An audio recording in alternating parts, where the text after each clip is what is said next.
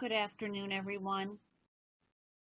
Special thanks to all of those of you who have made it to this, our very final session in our two-day EWS Fall virtual convening.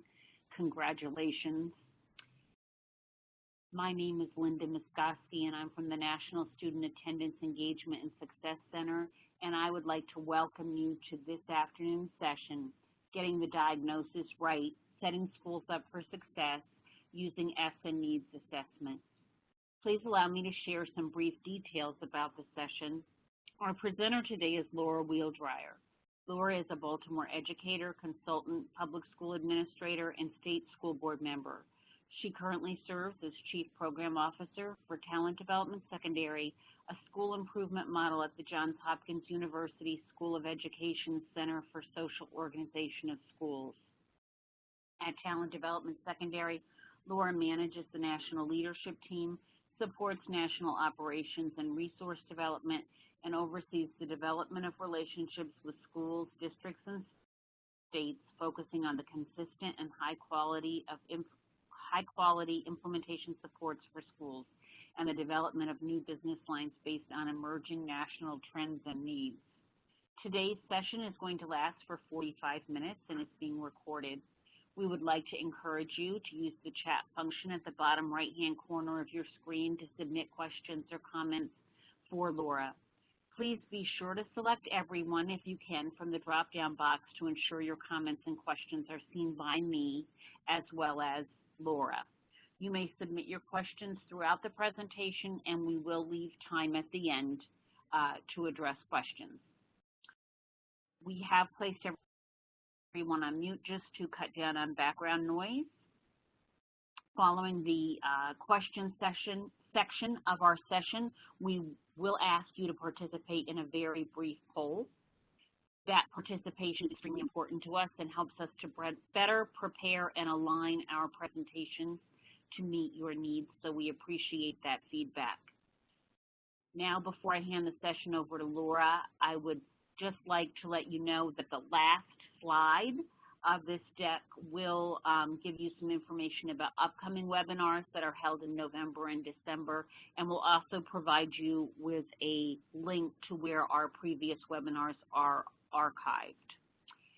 I would now like to share with you the mission of the National Student Attendance Engagement and Success Center, which is to disseminate evidence-based practices and build and facilitate communities of practice to help students attend every day, be engaged in school, succeed academically so that they graduate high school prepared for college, career, and civic life. And with that, we'll turn it over to Laura and today's topic, Getting the Diagnosis Right, Setting Schools Up for Success Using ESSA Needs Assessments. Thanks, Linda. Hi, everyone. I so appreciate you sticking with us to this final session. And as a reward for that, I'm going to do my best to cram it full of interesting and relevant information and really maximize our time together this afternoon. So what I want to talk to you about today is ESSA, which at least for some of you will have been very present on your mind for the last 6 to 12 months, depending on the role that you play. But ESSA is the new federal statute and regulations that are going to guide our work in education in the coming years. So, Linda, let me know if the sound gets any better. I moved back a little bit. I hope that helps. Sorry, guys. I hear I'm getting lots of feedback. So I turned down the volume a little bit. Hopefully that helps. All right, so let me just go over the goals for our session today really quickly. I want to give you an overview of ESSA's requirements for evidence-based school improvement interventions and also for needs assessments. I'm hoping that you're going to walk away having gained a pretty good overview of needs assessments and some of the best practices that have been collected from around the country related to those needs assessments. And I'm hoping that we're going to have some time together to consider the implications of the things that we talk about today in terms of school improvement. In other words, how do these things play out at the school level? All right, so I'm definitely not going to read you the slides if they are up there, but let's just say that at this point, wherever you are in the country, your State Department of Education has submitted their ESSA plan to the federal government. So if you are not familiar with what your state has submitted, and for some of you, you might have been in the first round of states that were submitted last April. That was just a handful, though, and the rest submitted just in September. So those early ones, things are starting to get approved. So if you are not sure where your state is in the lineup and the status of that plan, I encourage you to check out your State Department of Education's website so you can see there will be, I promise, drafts of, or not drafts at this point, but final versions of the plan, collections of stakeholder engagement, lots of information for you to check out. So what I'm going to focus on with you today is that under ESSA, not unlike SIG, School Improvement Grants, states will have to identify their lowest performing schools, and that is defined as comprehensive support schools, which will be the lowest performing 5% of schools in the state, and high schools with graduation rates below 67%. They will also identify targeted support schools, and those are schools where there are subgroups with big gaps between them, so basically achievement gaps between significant subgroups. So that is a little overview of what is happening with ESSA right now. One of the other things that ESSA requires is that we perform a needs assessment on any school that is identified for comprehensive support. Some states may choose to also require the needs assessment for the targeted support schools. But you should see right away that's, it's going to be a big group of schools if it's everybody who meets that criteria of lowest performing 5% and high schools with low graduation rates. So what is a needs assessment, and why is this the first step in the providing support to schools in making continuous improvement? So what we hope you will see in your state is that a needs assessment is a process that engages the schools themselves. So you see I've put up on the screen some bullets about what might be involved in a needs assessment. What we hope it is not is a one-time event where like a team of people swoop into a school, you never see them again. They kind of give their expert opinion but don't engage the school and staff and community itself in figuring out what's happening in the school and where are the most, where are the clearest steps towards improvement that might happen. We don't want needs assessment to be a gotcha. So this should not be only an accountability exercise, and it shouldn't be something that's done to a school. So wondering, as you think about this concept of a needs assessment, if any of you have ever participated in something that you think like, oh, I did something that's like a needs assessment. If you did, why don't you type into the chat box what you participated in that was like a needs assessment, and if there was anything about it, about what you participated in that you thought was quite helpful to the school. So while you're potentially typing, I'm going to say a few more words about the needs assessment. State departments of education are responsible for overseeing this process. That may mean that states themselves tell districts how to assess their schools. It is also possible that states will hand off that responsibility to districts and tell them to handle it. So this opens up an infinite number of possibilities that I want to throw out a couple of examples. You may have states or districts that contract out for this kind of work. So Linda told you I'm the Chief Program Officer at Talent Development. A district might contract with a partner like Talent Development to do the needs assessment. A district may adopt a specific tool for the needs assessment. The state might develop a tool and say everybody has to use this. So as you are thinking about and maybe investigating what your state is doing on this, look for who is going to be the decision maker on these needs assessments. And are they mandating a tool or a specific process? Are they mandating, for example, that students get surveyed or that parents get surveyed? There are a lot of open-ended questions that I don't think most states have answered publicly yet, but they're going to have to soon. There are states that are releasing this list of low-performing schools very soon, like at the end of the first semester break.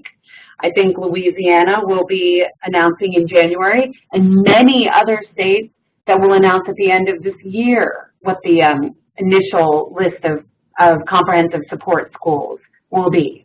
So there's a lot of information that's going to be coming very fast and furious, and these are some things you might want to get ahead of. If you are listening to this in a school and you think that you might be on that list or have colleagues in one of those, in a school that might get comprehensive or targeted support, these are really important questions you're going to want to know the answer to. So you might at this point be thinking, why? Why do I care so much about a needs assessment? It's just one tiny step in the big, lengthy process of school improvement. And that's true.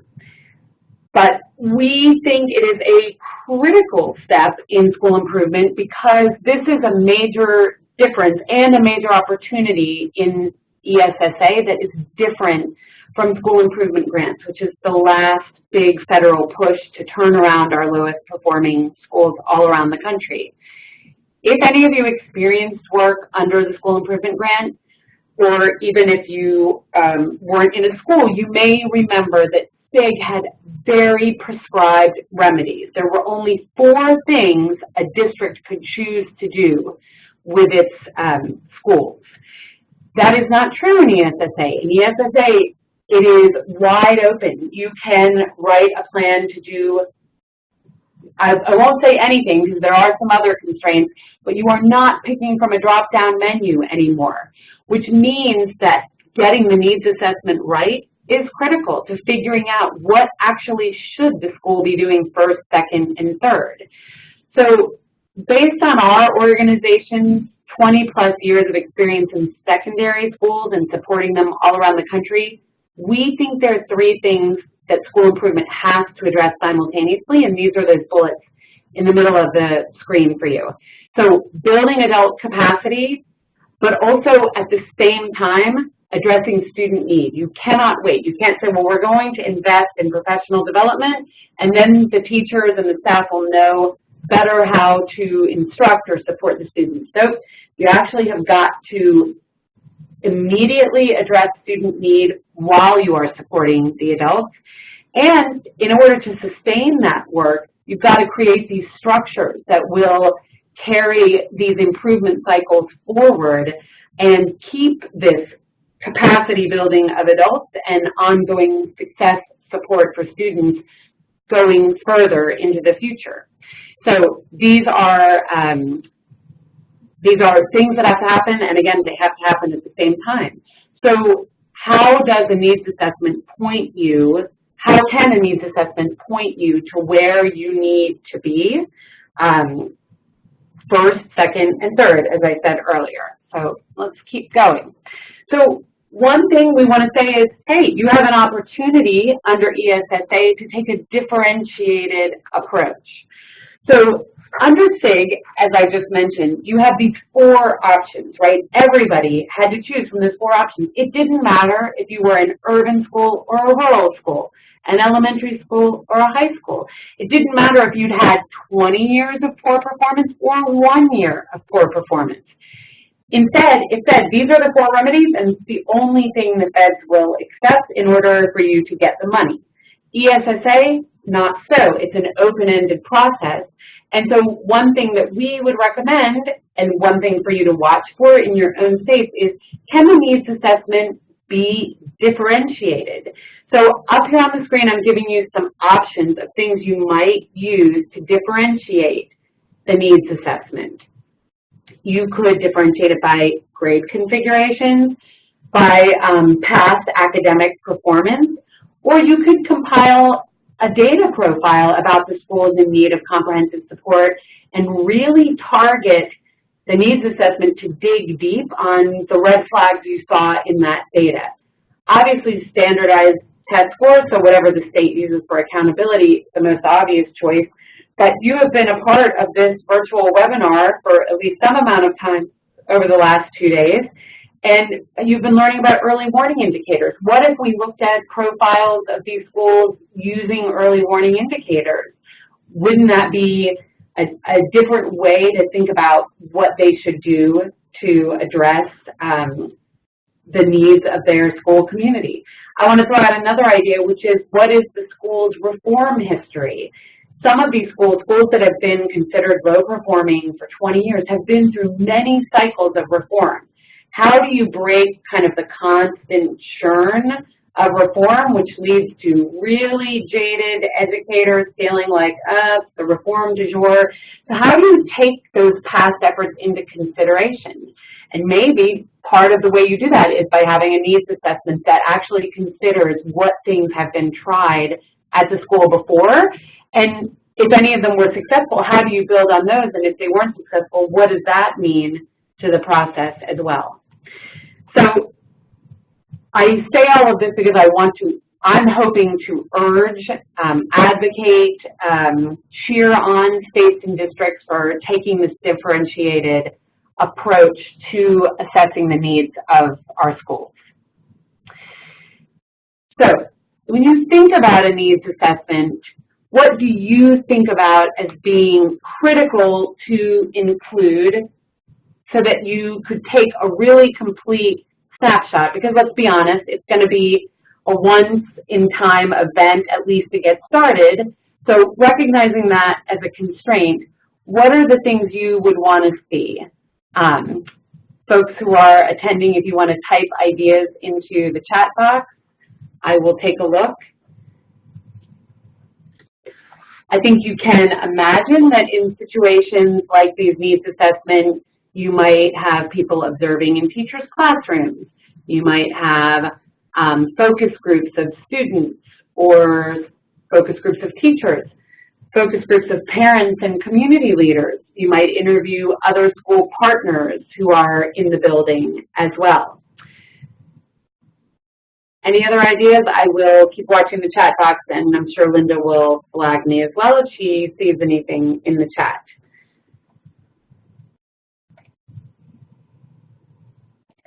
So one idea that we have been thinking about here at Talent Development Secondary is, could you, before you go into a school for one of these needs assessments, could you really go through the school's historic data in a different way that might support walking in the building for the needs assessment already having some insights about that school?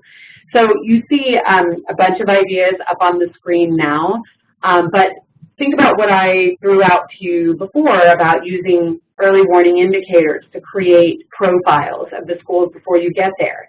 So that might lead you, and these are just hypothetical, but it might lead you to some very logical conclusions, right, about, well, if a school has, a high percentage of chronically absent students, that would be something that would come up in an EWI profile. Then we know that no matter what we do with instruction, if we don't get kids to school, we're not going to improve not only the school's performance, but the students' experience in the school. So I think what we are suggesting here is trying to actually use data not, as a bat to hit schools with, but as a lever to gain some insight about how a school should attack the issue of school problems. And I think one thing that people feel really strongly about at this point in education is that that should not only be test scores. So I've used EWI as an example a bunch of times, but let's see, I'll pick something else. I guess the first question in the light blue box, who walks in the door at the entry point of the school? So if it's a high school, what is the profile of your incoming ninth graders? If that was something that schools looked at year over year, that would allow them to plan differently. So instead of waiting for kids to fail and responding, it might allow schools to put different structures and supports in place knowing who was walking in the door. So that's just an example of turning data into insight and how that would then connect to a school improvement plan. So look, here we have the wheel of improvement. This probably looks very familiar to you. You might be thinking, oh, this is Plan, Do, Study, Act. Yes, everybody's got some sort of wheel of improvement where you look at the data, you create this aligned plan, you implement, you make sure there's adequate or appropriate support, and then you see how it happened, and you make short cycle, as close to real time as possible adjustments, and then you do it all again. Now, the reason I am including this is actually two reasons. One is fidelity of implementation. I do not think we can stress enough that implementation is a critical piece. So it's not just having the great ideas about what it's going to take to improve schools. There's many great, shiny, brand new ideas.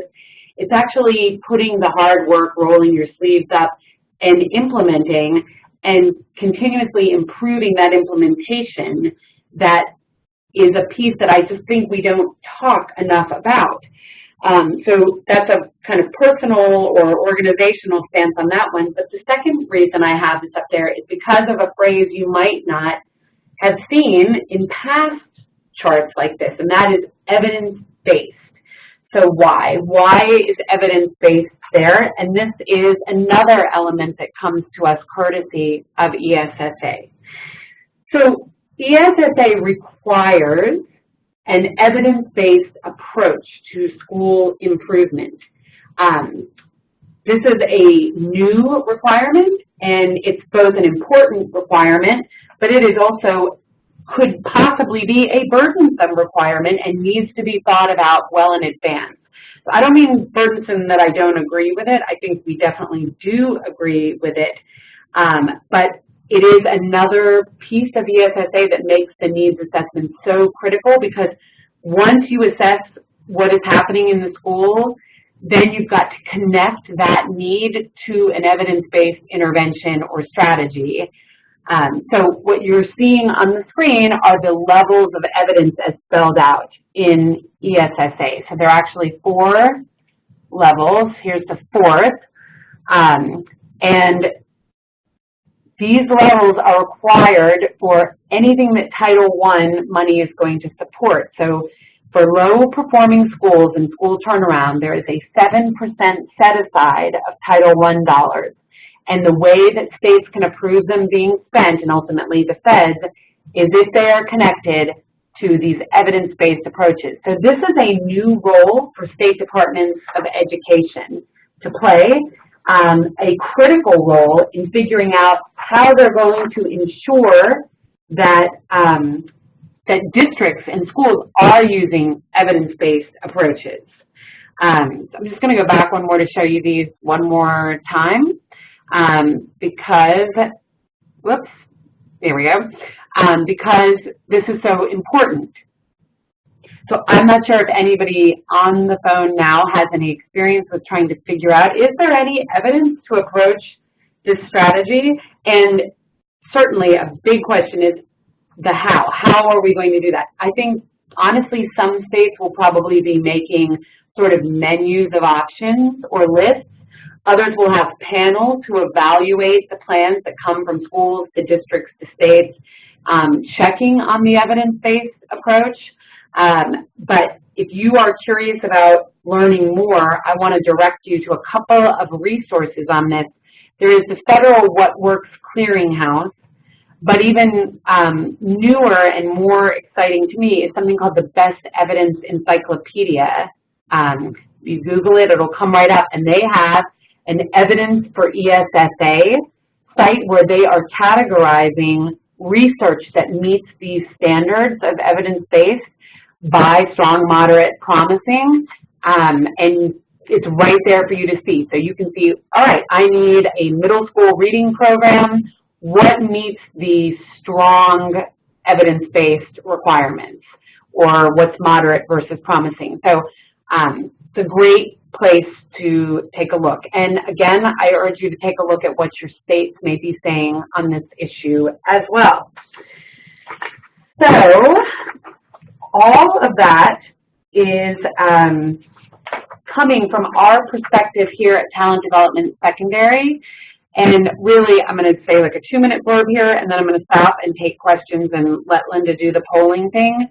We are the organization that takes Bob Balfonte's research about high school graduation and school improvement and secondary school reform and brings it to practice. So we partner with schools across the country and also in Guam on many aspects of school improvement, from like full model comprehensive supports to discrete tools and services like curriculum, work on chronic absenteeism, coaching on EWI, professional development for teachers, etc. So everything you've heard me say today is informed by our organizational history of being one of the national leaders in secondary school reform for the past 20 years. So that is my presentation. It's 5:10, so we still have some time left. I'd love to open it up to questions. Linda, I think you had said before that if they have questions, should they select all or should they send them directly to you? They can do either thing, and I have been monitoring, and I do have one question right now, Laura. Okay. The question is, who should participate in the needs assessment? I think this is a great question and complicated to answer, so thanks for submitting that question. I imagine this question is going to be answered very differently from site to site, state to state, because in some cases, as I mentioned before, you're going to have states who are contracting out for like a third-party expert to conduct the needs assessment. I think in some districts you will have heavy district engagement in the needs assessment process. So if you have like an assistant superintendent of high schools or somebody who's charged with all ESSA-related planning for a district, I think you can expect that there may be outside partners, State Department staff, and district staff present. What I want to stress for you to look for is that the school also participates in the needs assessment, right? That this is an active and engaged process for them, not a passive, it's being done to us, we just get the report in the mail. That is not a process that's going to lead to school improvement. So active engagement, and I think, again, watching your State Department's website for how this is going to happen and even who's going to decide how it happens, the state or the district.